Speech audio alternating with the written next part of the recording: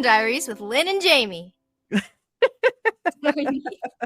Welcome to Decision Diaries. Today on Decision Diaries, we are going to talk about making the decision. This is not even a decision. This is more like a commitment and super goal to become a published author. And we are talking about not just published on the internet, but a physical book. And I am just so super proud of this person. And I'm not just saying that because I'm mentioned in the book and my husband is also mentioned in the book. I am saying that because I have known her. I have gone to the same college as her. It's almost like I feel like a part of this super commitment decision to be a author of a book. I feel a part of that. And so I would like to introduce my special guest, Laura Patangan.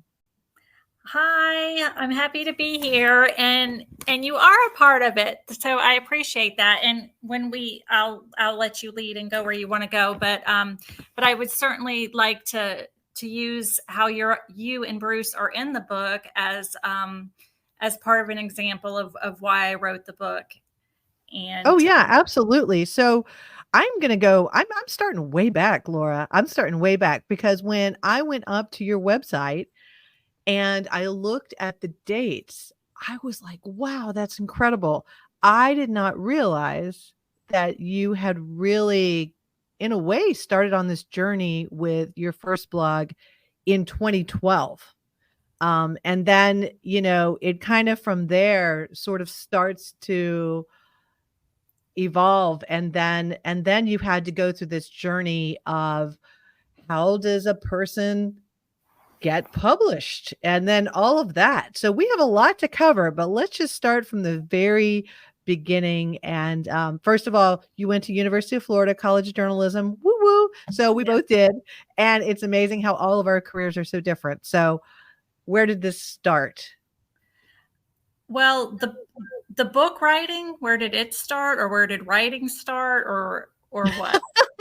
I guess that's a very general question for a writer. I would say when sort of your blogging started and then that journey of your subject that ended up becoming the book, right? Yes. Well, I was approaching my 40th birthday. And to give everybody some context, I'm 51 now. So this was, like Lynn said, a while ago. But I was looking, for a way to celebrate my birthday. And of course I thought of all of the ordinary and extraordinary ways that we can celebrate our birthdays with, buying something for ourselves or a trip or a party or whatever. And none of it was really kind of appealing to me. And so I had this idea that that I was going to start a blog, and I was going to share on this blog my experiences doing corporal and spiritual works of mercy in the community, which are basically, it's biblically based, like, feed the hungry, give drink to the thirsty, shelter. Yeah. I mean, you're giving back. I mean, It was very much a 40th birthday of giving back, as opposed to my 40th, which you were at, which was a limo of Lynn's favorite things. So which selfish is so over here. No. Selfish over here, unselfish over there, but I love it. Yeah, I love it. And yours was so fun, but I think it just kind of spoke to where I was. That's a decision in and of itself, where I was in my life at that time. And I think I just, I had been staying home with my two children, my boys, and they were getting older, and they didn't need me as much anymore. And so I think I could finally start thinking about, what do I want to do? And also I when you, as a mother, I think that we can all kind of lose a little bit of our identity and not really have, something that is ours. And I think for me, starting to write again was like, it was mine. It was like my thing. It had nothing to do with my husband, had nothing to do with my kids. And I think I was really hungry for something like that in my life, that everything. And I actually remember the night when you came up with the topic and your 40th birthday, because we were all kind of waiting to find out what your 40th birthday was going to be, because, obviously we wanted to celebrate and support you in your 40th. And I was at that party where you mentioned that you were going to not just have a single day for your 40th birthday. It was almost like a personal challenge with action items that lasted the whole year? The whole year. And that's the thing about the works of mercy is there's 14 of them. There's 7 that have to do with our physical needs, which is what we typically think of when we think of serving the poor. But then there's also 7 that have to do with our spiritual need, like pray for others, admonish sinners, instruct the uninformed, those kinds of things. So it did kind of like, I liked the structure of it, because it did give me a little bit of like, okay, this is how I'm going to go about it. And I think too, it was certainly a real faith journey for me. And I think what appealed to me about it is that I'm just a common Christian, if you will. I don't know how else to say that, but I'm not, Right. I'm right. not, I'm not a theologian. I don't know, I don't know everything that there is about my faith, and there's so much to know and everything, but it's just this, the works of mercy are based on God's greatest commandment to love and serve others. And it's a way to live these and do these. And I thought, well, that's the one of the greatest things to me about Jesus is he's so every man, every woman, every tax collector, every prostitute, every sinner, like we all get a seat at the table. So I just felt like, well, then let me do it. Like, why can't, like, Right. I think that's what kind of empowered me was just the fact that I was, and am so ordinary, but that we're all called to do this stuff, to live our faith and to serve others. And so it's just like, well, let's do it then, let's really see what this is like. And, I kind of mentioned that in 2012, you started with some blogs, I think, writing kind of around parenting, and then you evolved into this journey. And then along the way, you wrote along the way with every work of mercy that you did.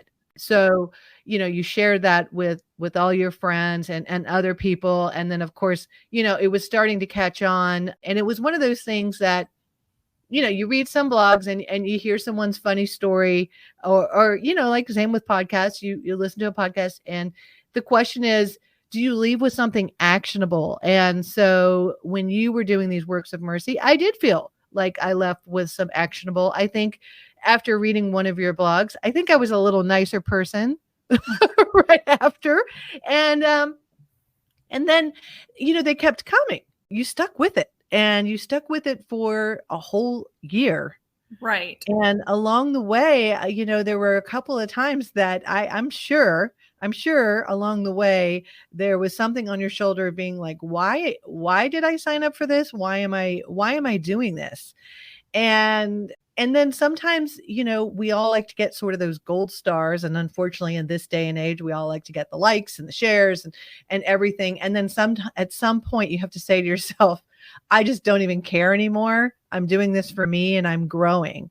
So you start growing, you're doing all of these works of mercy, which all these people besides you are benefiting from. You're doing things so out of your comfort zone and contributing to the community, contributing to the church and all of that. But what's even more interesting to me is that you took that, which would have been in itself, for anybody celebrating their 40th or 50th, it's like you do your whatever it is, you did your marathon, now what? Right? Now what? What happens? What happened that made you go, you know what? I'm going to turn this into a book. I don't even think I know this story. Like, how did this happen? I don't know, but it's by far the hardest thing I've ever done. And I don't know why I didn't just let it go. I mean, certainly by the end of the year that, when my 41st birthday came, I was relieved and kind of ready to be done. And because a lot, it wasn't just the work of writing and the work of going out and volunteering or whatever. It was how much growth was happening in me in a short amount of time, because I was seeing basically all of this human suffering, and it's not easy to be a part of that and have it not affect or change you and who you are and what you value. And I remember, and I don't know how shallow or silly this is going to sound, but I've always enjoyed shopping, and to me, it's very relaxing to just, go piddle around a store and look at things or whatever.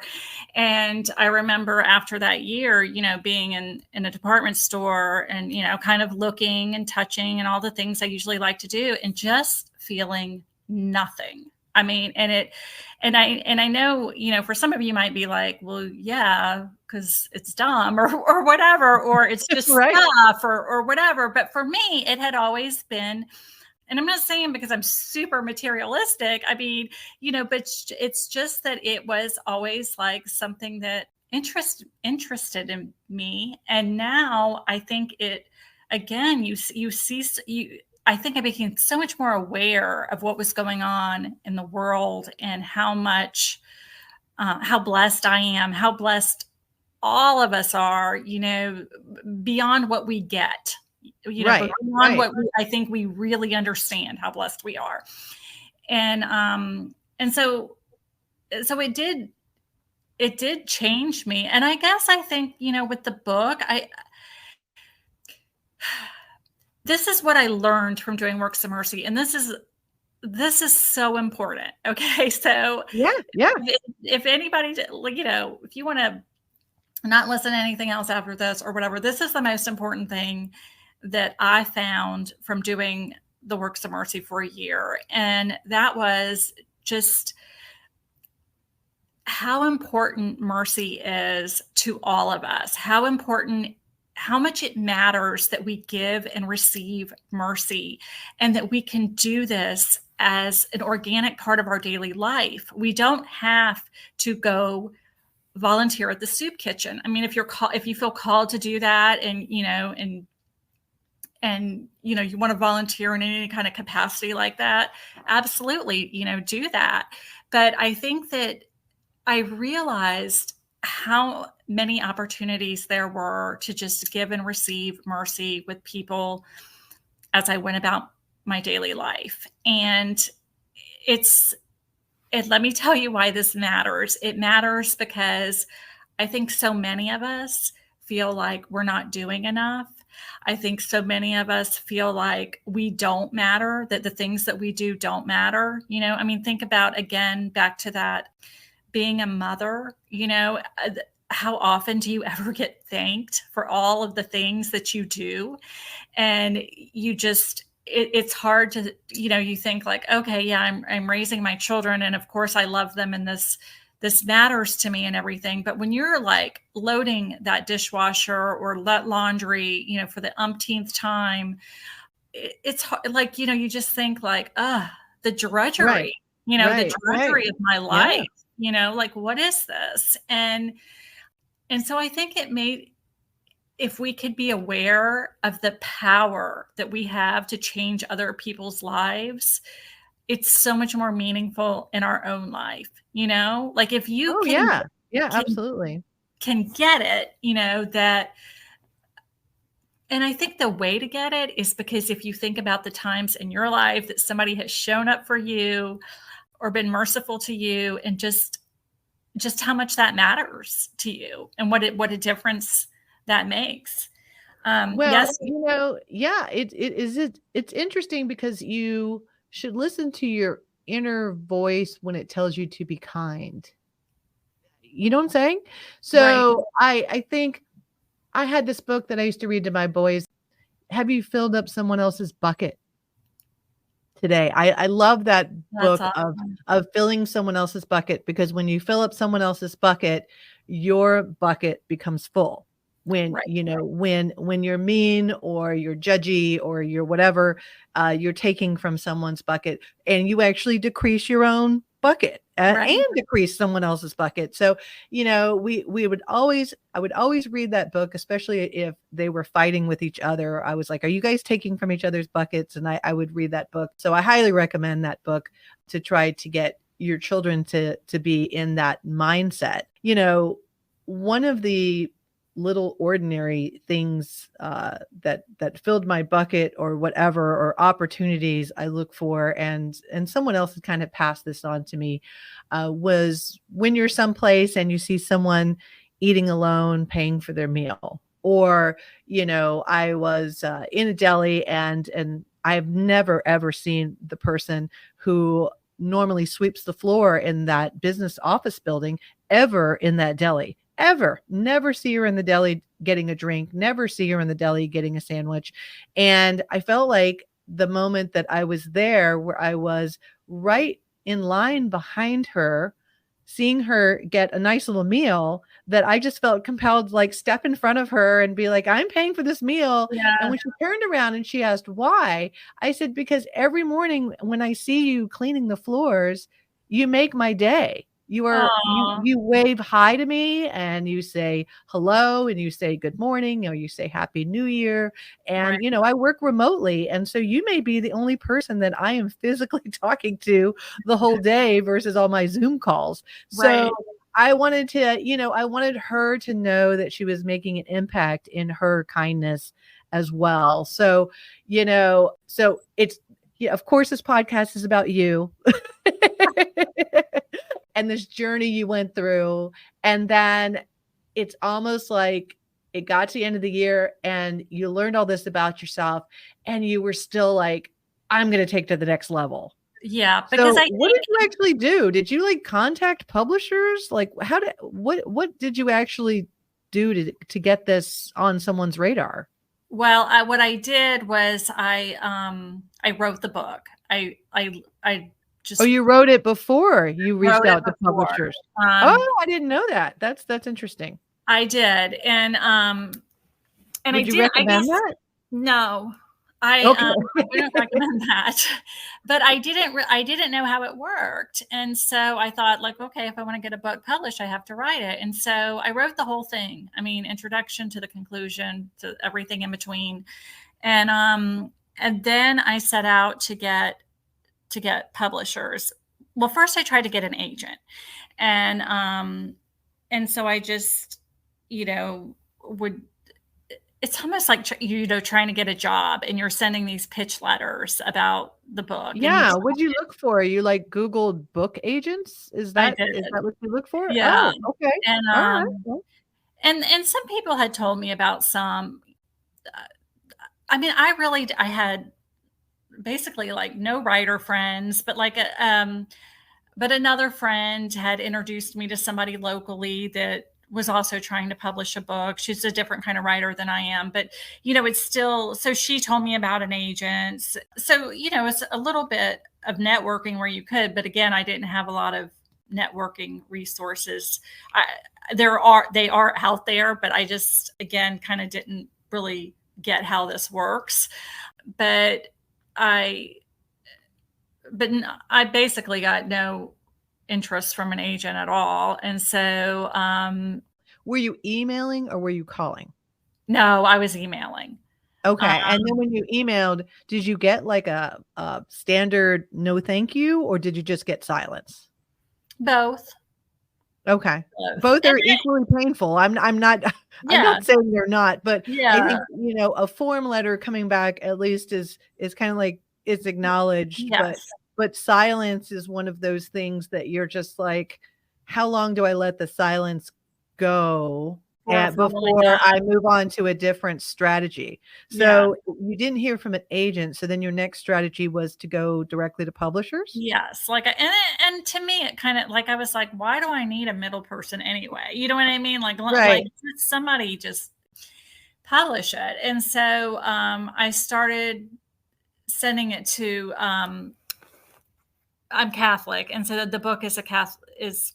I don't want to say the book is a Catholic book because I think the book is truly for everybody. But anyways, it is about the works of mercy for sure, Right. and Right. so, which again is not exclusive to just Catholics, but I sent it to Catholic publishers, and and then the first real big bite or lead I got was from this one publisher, and the woman was working with me to pitch it, and I was so happy. I mean, I was just, Yeah. I Oh, can't even what was that tell day you. like? Do you remember the joy of that day of Well, getting it was somebody? what was so fun about it is that she worked with me on like my introduction and I think I submitted the introduction, the first 3 chapters or something. So she kind of edited and gave feedback on what I had already written. And it was so helpful. And when you're a writer, you feel like you kind of exist in a vacuum. You know what I mean? Like Mhm. you Yeah. talk about like working by yourself, like I'm by myself and nobody really reads my stuff until I put it out there. And so you're just like alone with all your thoughts all the time, you know? And so it was so exciting to have somebody that cared about the content as much as I did, and kind of gave me some, I don't know, it was a little bit like being in college again or something where you're like, okay, Well, yeah, getting it's nice to have, a partner. Like I it said, is. when I first reached out to Jamie and she co-hosted with the show with me for a while. Right now, she's focusing on her business, but it was nice to have a partner to kick off with. It really Absolutely. is. Yeah. Absolutely. And so anyways, long story short, we went through that. I was uber happy the whole time, and not just happy because I had a solid chance, but I was happy because I was I was doing what I loved doing, and I didn't even know how much I loved doing it, you know? Oh, yeah. But Oh, I good for did. you. I Yeah. We mean, were all very excited. I think you announced you were working with somebody. Is yeah, this who you ultimately ended up with? no. Oh. So I went through it all, and it went to you know, the so I guess that person's the acquisitions editor, and then they have like a meeting where they go over at the meeting, the books that they're gonna pull. And basically, and I was so excited. I mean, I remember, just because I knew the day they were meeting, that she'd get back to me. Oh, yeah. And anyways, but she told me that no, that they decided against it. And it was because I didn't have a big enough following, like Oh. a big Oh, social yeah. media following and all of that. And that was, I mean, honestly, absolutely crushing for me because I don't know, because if, at this point, I'm in my 40s, I'm like, seriously, this feels like a middle school popularity contest. And I don't even want to participate in this kind of pull for my self-worth. I mean, Right. that's Right. one of the I things. I I feel you. I'm right there with you. I kind of am like when someone says, "How many people do you listen to your podcast?" I'm like, I really don't care. I Right, enjoy meeting and talking to people.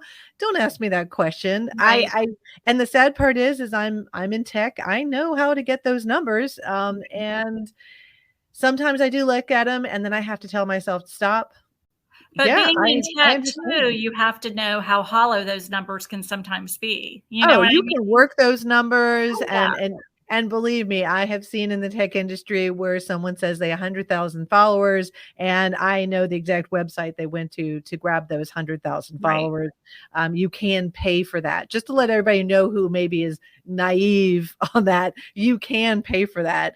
And so yeah, you can make those numbers. And I know there are some famous people that have paid for services like that, so that they can get back out there and let people know that they're out there and available. But I am also a very big, strong feeling or a strong proponent of being motivated by no. If you tell me no, it's almost like at that point I lose my mind and I double down with I've got to get to yes. Right. And, I know you and I are very different sometimes. Sometimes I'm like uber aggressive about getting to that yes. But for you, when you got that no, did you feel that way? Did you feel like, well, you just don't know? This is awesome. This is going to be an awesome book and I'm going to move on. Or did you need some help?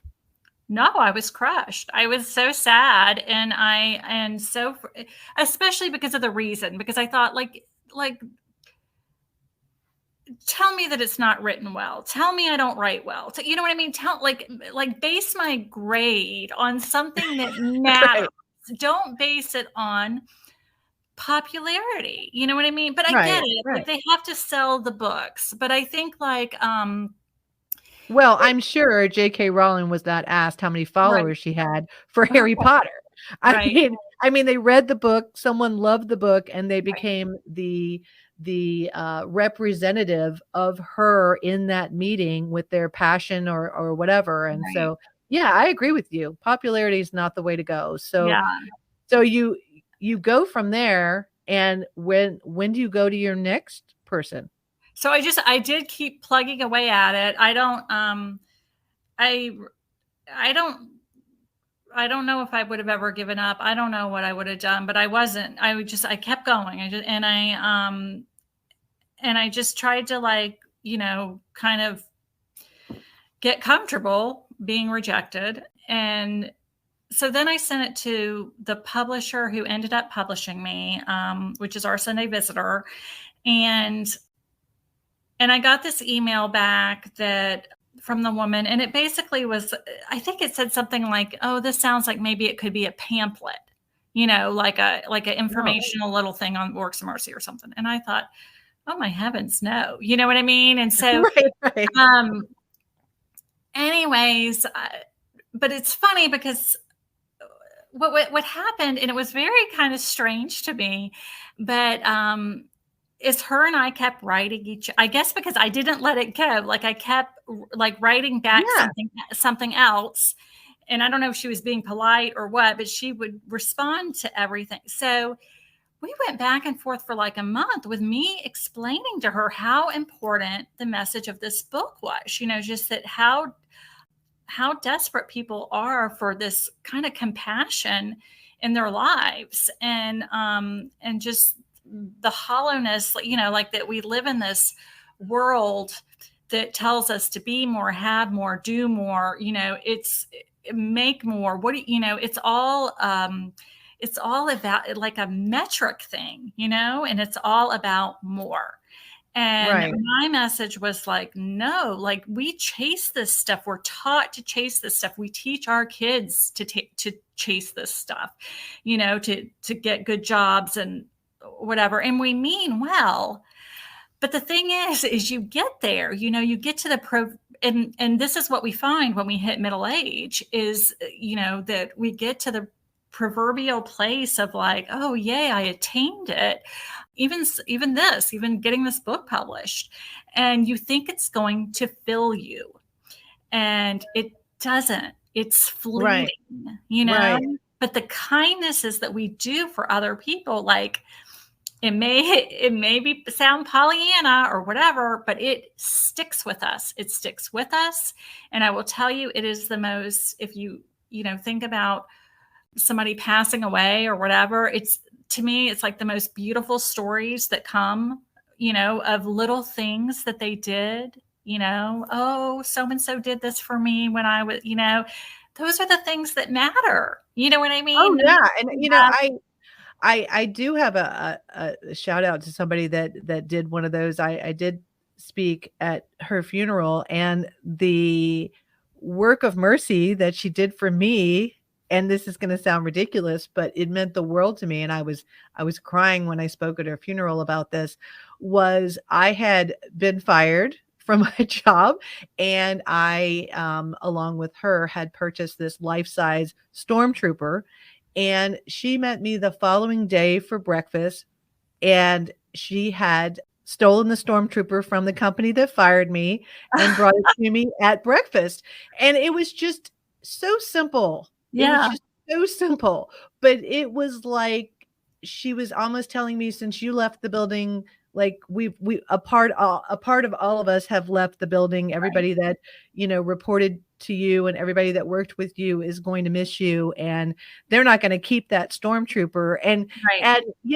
And I gave that as an example. Of course, she lived her whole life doing things like that for people. So I wasn't up there alone. And so, you bringing this out and putting it in writing, how to do it, or different ways on how to do it, or going through that process is very valuable. And you clearly felt very passionate that, you needed to get that out there. And this person who is trying to like quietly tell you no, and you are like, but Right. but but this is important. And obviously after a while it sunk in with them, and that's where you took it from, a no or a soft no. I want to say she was sounds like she was trying to do a soft no to a yes, and get your book out there. But it wasn't just like, oh, okay, she made a couple of edits, and the next thing you know, here comes your hardcover book. Right. There No, was a and process after that. she wasn't working with my book at all. It was just these back and forth emails, almost, I don't know. But what happened was it went on for about a month. And then I thought, where is this going? Like, what Right. are her and I doing here? And so that is actually when I picked up the phone and called her, and, or asked to speak, if we could set up a time to talk. And I kind of was like, what's going on? You know what I mean? Like I know Yeah. I know that you told me no, but but we still seem like we're talking so much about this. And she said to me, she's like, I can't tell you how to write the book, but but basically she kind of gave me an angle to pitch it to. Or she said, if you submit a book proposal, I will present it. And and so I thought, honestly, at first I thought, oh my gosh, are you kidding me? Because all I've done is write and write and write, and like now I've got to write a book proposal, But it ended up only having, it was basically like a sample chapter, and then all of this information about what the book content would be about. So I thought, I really don't have anything to lose, because I'll write a sample chapter, and if they tell me no, then I'll just run it on my blog. I'll just run the content on my blog, because I was still blogging, regularly every week, which was exhausting. I look back at that. I don't know how I did it, but because now I post every month. So I'm like, So which chapter was it that you submitted with your proposal? the first chapter is Food for Hungry, and it was all about our need to be fed, and how that but how that extends beyond the physical, that there's the physical way that we all obviously need to eat or whatever, but it's that whole, what drives you, what motivates you, that whole other aspect of it, which again is so important. I mean, that's the beauty of God, is like, he wants all of this fullness for us. He doesn't want us to just, okay, put rice in her belly and send her on her way. You know what I mean? It's Right. Made all of these. That's a really good, that was a really good chapter to put with your proposal, because I think it starts off with really laying the foundation of what someone can get after reading your full book. And this whole time we have not said the title of your book. So please provide the title of your book. Obviously, everybody knows Works of Mercy is in Right. there. But The go ahead and say the title of your book. of the book is Simple Mercies, How the Works of Mercy Bring Peace and Fulfillment.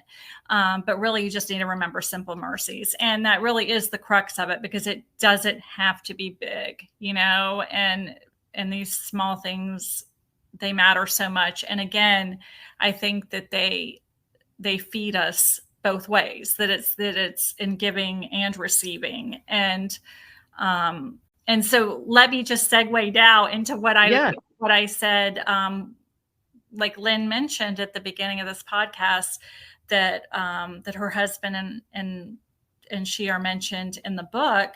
And I believe that is in the chapter, Instruct the Uninformed, which is a work of mercy. Which is silly. It's funny. Yes, but if you hang on and listen, you will see that and that work of mercy to me has so much to do with our children. You know what I mean? Us, which, just raising our children and really teaching them how to be good people, what really matters, that kind of things. But again, that's what's so cool about the Works of Mercy, is there's so many different ways to do it. And so one of the things that I wrote about was how Lynn, being a good wife, and she's Catholic also, she had married Bruce and he was not Catholic, and she had always tried to convert him, and he wasn't interested. So I don't know if she was half joking or what, but she kind of tasked me with being in charge of his conversion. And of course, I didn't know how I would be able to do that or whatever. That, to me, that's something really, truly that God gets credit for. He's the one that changes your heart that way or whatever. But she tasked me with it. And Lynn mentioned stormtroopers, and she is a big Star Wars family. And I'm a mother of 2 boys, and my kids definitely went through the whole Star Wars, had every color of the lightsaber thing, every lightsaber you can imagine. And ironically, when I was in high school, we had a sister who would teach us about religion by using the Star Wars films. And so I told Bruce about that, and we talked about that. And I think that was a way that was comfortable to him to hear about the faith, that wasn't preachy or bossy or and was very approachable. And I think it is, important for all of us to be approachable when we try to talk to people about doing good, because we don't want to be preachy or judgy, because that's so not, what it's about. And so anyways, he ultimately decided on his own, or through the Holy Spirit, that he was going to convert to Catholicism. And that was a total shock. It was really a shock, because it's a big deal. Yeah.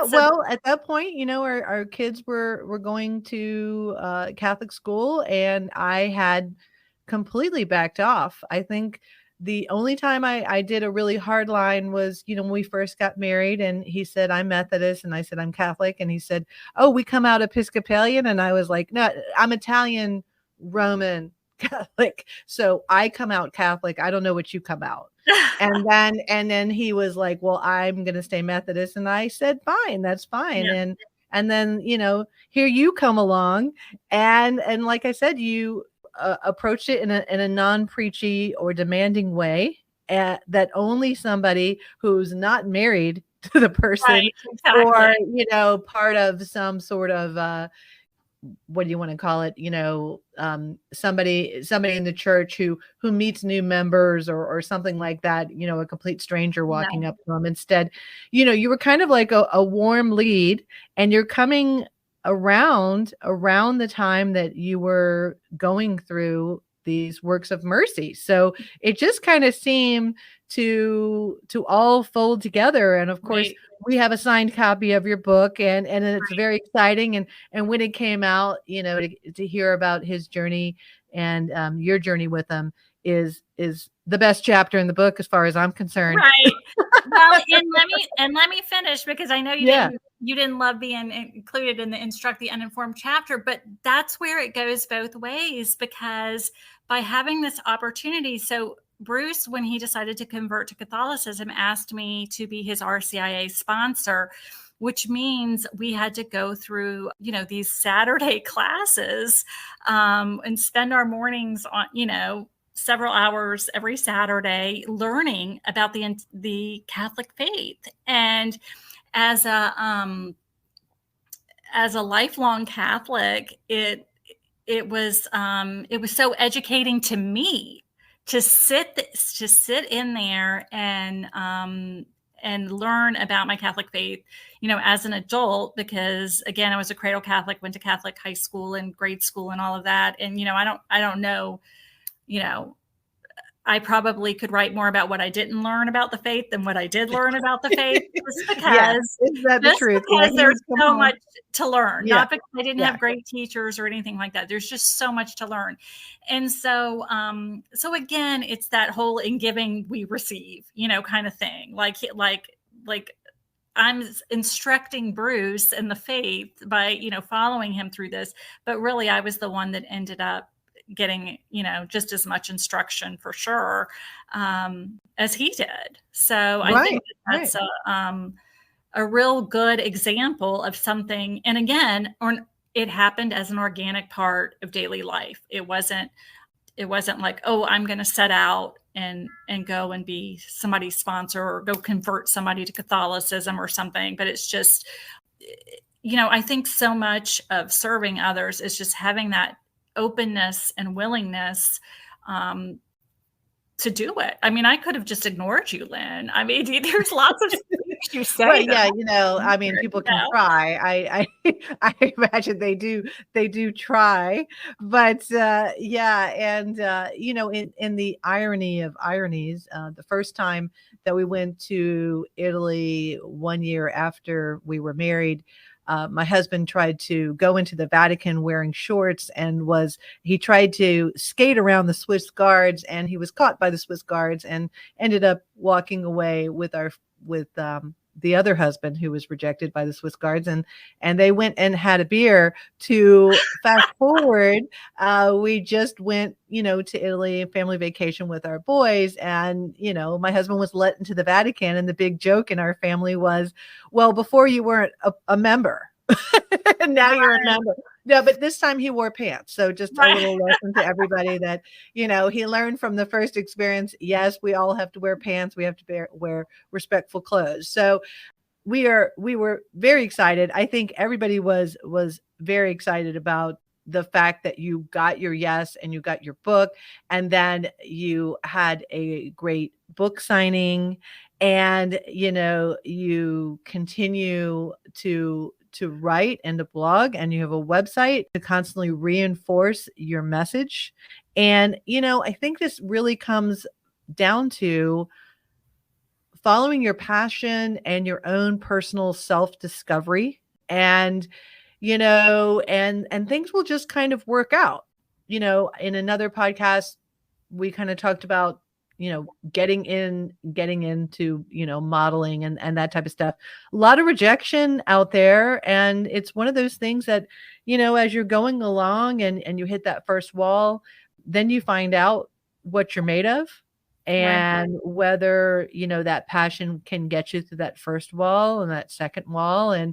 And when you're putting out kindness, it's kind of like, it's amazing that you got rejected, because because I mean, who doesn't want to read a positive book? Now when I look at things on Netflix, and I'm a big Ted Lasso, I watched Ted Lasso like 1,000 times. You know why? Because it's positive. Right. And your book is positive, and we need more positive books, and we need more creative writers out there. who are willing to follow their passion. And if they are writers of positivity, I can only say that I want to put out to them a little writer's prayer. I'm sure there's a writer's prayer out there. There's probably a saint of writers, Oh, I I'm imagine. sure. There's probably a saint. I was trying to be the patron saint of job hunting, and I Googled and found out there actually is a saint. So I can't be that. But you could be the patron saint of writing a positive book. Well, thank you. What do you I think? appreciate it. And I would encourage whether it's writing a book or anything. And again, it's so cliched, it's so boring. And when you are in the trenches of it, it's the last like message you want to hear and you just want to roll your eyes at it. But it's the whole don't give up. I mean, truly, if it matters to you, and and again, I'm 51 now. I'm older. I'm getting older all the time, and what matters to me is that I do things that matter to me. And I think that is probably true for all of us, that we all need to live our lives, doing things that matter to us. And, that could be taking care of our kids or our parents, or, or it could be writing a book, or it could be all of those things, because there's all of these different parts of us. But I do think that you don't want to waste this life you have, and I think as far as writing goes, and I guess it doesn't matter if you write it or if you speak it to somebody one-on-one, but we all have a story to tell, and I think that other people can benefit from our experiences, and again, certainly from our compassion. And sometimes it's by hearing somebody else's story that you could share your compassion with them. You know what I'm saying? Oh, yeah. Yeah. Oh, absolutely. So, I mean, going and talking to some of these young writers, and we know one, right? Mhm. We have a friend whose daughter is a great writer. Right. And speaking to them now from where we sit today, and I'm not putting myself in the writer category. I'm a speaker. You're a writer. So talk to these college students. Like, remember back when you were Right. there, and what advice would you give to them as we're kind of wrapping this up? What kind of advice would you give to these writers Well, to I hate continue their passion? I hate that you asked that, as great of a question as it is, because I'm going to just be totally honest and say that what I have told them is not to do it, not to be a writer, because it's because you'll make no money and it's so much work, and but again, I think that goes back to the whole, like, you've got to really want it. I think you've got to really want it, and I think if you really do want it, there's nothing you can't do, and certainly I do really truly believe this. Our world needs good writers, and not I think because we do so much online now, and we text, and even I catch myself when I reread emails that I send to people, and it's like the little articles like "and" and "the," like you just, like, they almost don't even sound like they belong anymore. And I think, like, oh, this isn't how you write a sentence, Laura. Like, it's like we kind of I think it's important. I think as the world kind of goes more tech, and it is, and it's not going to change, that's not going to change. But I think that there will always be a demand for people who know how to write and get a point and a message across. Oh, My yeah. husband's an attorney, and I tell you, he writes. That's what he does. He writes, I mean, it's just, and not like I write, nothing like what I write, but I'm just saying he writes for his job. He reads and he writes. Right. Yeah. And so, when I think about when you're creating these creatives, we need a lot of creative people out there. And, the more that they can tell great stories that people leave with takeaways using the right words and spaces that Right. that touch someone's soul. And that's a very powerful thing, regardless of how much they get paid. Right. So Right. I don't want to discourage anybody who is majoring in journalism. We are both College of Journalism Right. graduates. I write in my job in the tech industry as well. And so I want to say keep on keeping on. No, you do. And I You're a do. writer, keep on Yes. keeping on. Yes. And Laura's gonna say a prayer for you. I will. I will pray for all of the writers. And I do freelance work, and I could, make, so you can make income on that. And honestly, I like being able to do that because it does kind of keep up my skill set with more, news style journalism writing than just my kind of writing, which is probably more of an essay style.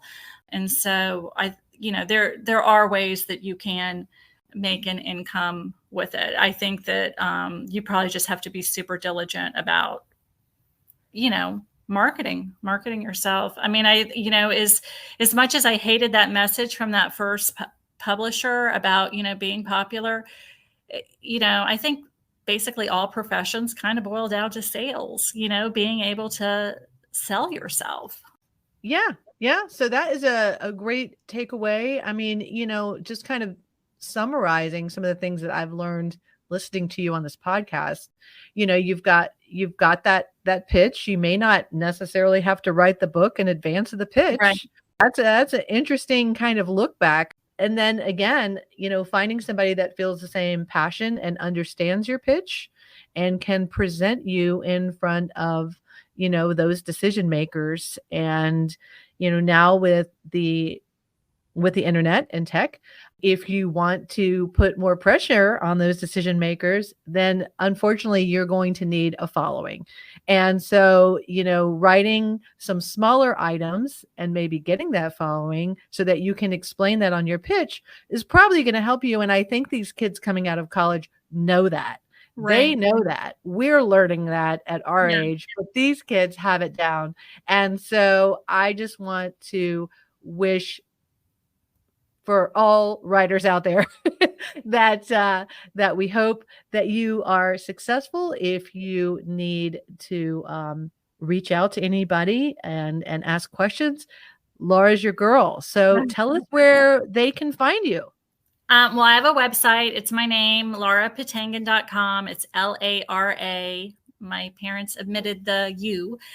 So Lara, and then my last name is PATANGAN.com. And Simple Mercies, and it's on Amazon or wherever books are sold. So, but yes, if anybody wanted to reach out to me to talk about either any of the works of mercy or writing or any of it, I've certainly benefited from talking to other people, and that's I always consider that a gift to be able to do that to somebody else and kind of to guide them along.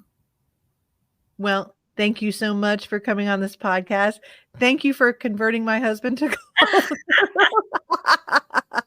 And thank you for including Star Wars in your book. Just, a little shout out there. It just kind of all came full circle for me. And for anyone listening, if you have some other decision ideas that you want to share because you are a writer, certainly write to me at decisiondiaries.com.